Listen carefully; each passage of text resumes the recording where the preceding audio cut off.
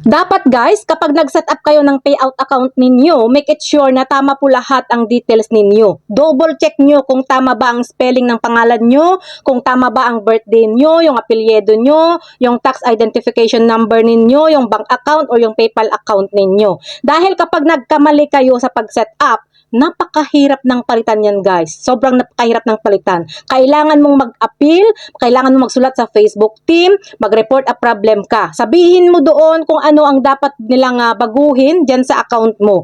Pero hindi porket na nag-report a problem ka na, re-replyan ka na din agad nila. Hindi po. Paswertehan lang yan guys. Maalala ko dati, nung wala pa akong page, marami pa akong time noon, hindi pa ako busy noon. May tinulungan ako na nag-change ng tax info from non-profit to individual. Apat na account yun guys, tinulungan ko, 4 na account. At pare-parehas sila ng problema. Pero yung 4 na account na yun, isa lang yung naayos. Yung 3, hindi talaga, walang excuse me. Walang reply si Meta doon, yung 3 na yun.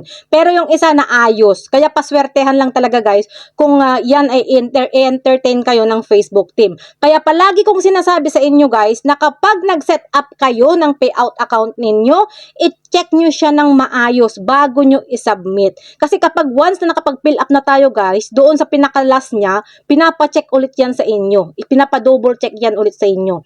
Para kapag tama na, andun na yung submit, i-submit nyo na.